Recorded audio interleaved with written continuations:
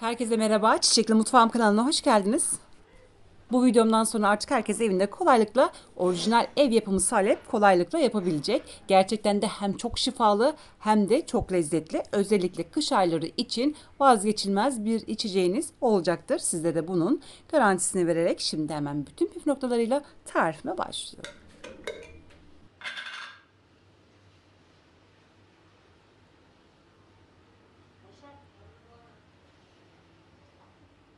Toplamda 1 yemek kaşığı salep kullanacağım. Yani 10 veya 12 gram. Burada görmüş olduğunuz salep orijinal bir saleptir. Bunu aktarlardan temin edebilirsiniz. Salebi biraz sonra soğuk sütün içerisine koyacağım. Sütte topaklanma olmasın diye salep ve sütü karıştıracağım. Ondan sonra soğuk sütün içerisine koyacağım. Böylelikle kesinlikle topaklanma olmayacaktır.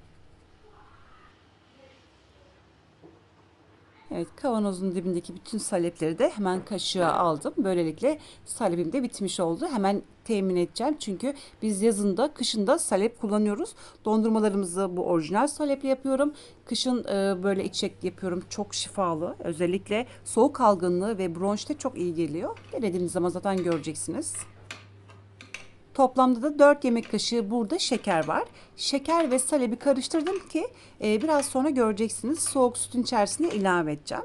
Böylelikle salep kesinlikle topaklanmayacak. Eğer doğrudan koymuş olsaydım mutlaka topaklanma olacaktı. O yüzden bu şekilde yapmanızı önemli tavsiye ediyorum.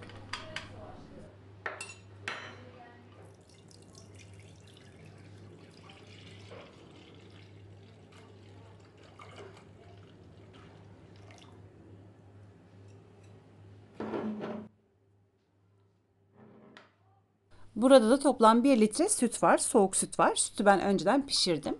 Veya hazır paketli sütler de kullanabilirsiniz. Şeker ve salebi yavaş yavaş ilave ediyorum. Diğer taraftan da karıştırmaya devam ediyorum. Böylelikle işimizi daha garanti altına almış olacağız.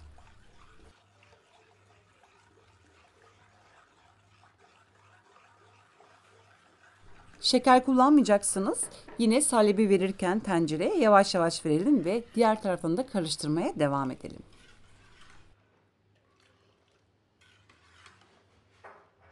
Tencereyi ocağa aldım. Ocağın orta gözünde, orta ateşte. Bu şekilde hem karıştıracağım, dipten karıştıracağım hem de savurma işlemi yapacağım. Ta ki bu süt kaynayana dek. Bu işlem çok önemlidir.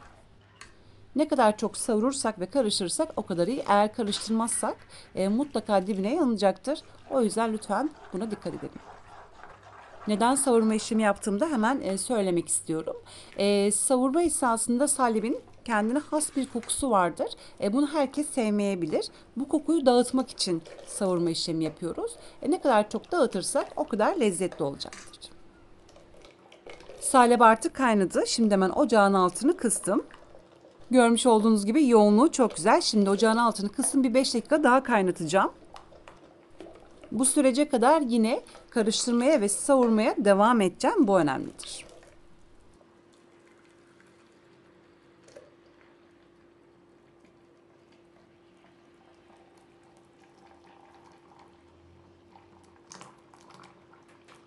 Ve artık orijinal ev yapımı salep hazırdır. Gerçekten de çok lezzetli ve çok şifalı.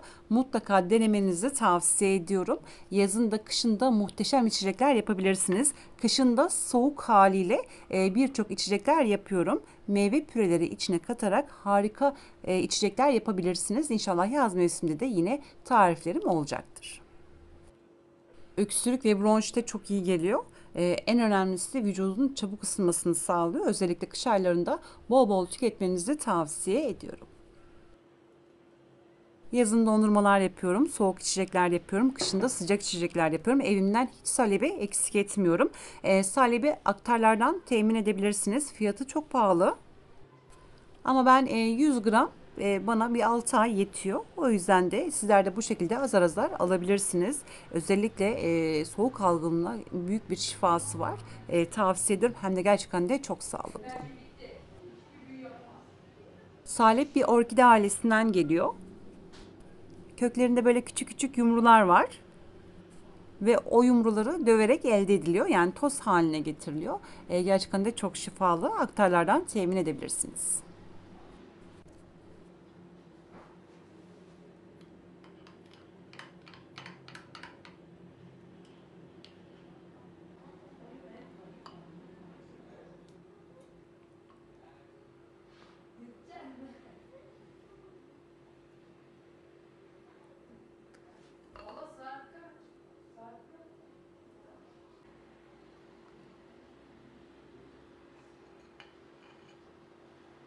Bir miktar tarçınla servis ediyorum. Gerçekten de 10 numara olmuş. Yıllardan beri yapmış olduğum bir yöntemdir. Gönül rahatlığıyla bu tarifimi deneyebilirsiniz. Böylelikle bir tarifimin daha sonuna geldik. Umarım bu videoyu beğenmişsinizdir. Sizlerden gelecek olan mesajları sabırsızlıkla bekleyerek şimdilik vedalaşıyorum. Yarın yeni videomda tekrar görüşmek dileğiyle şimdilik hoşça kalın.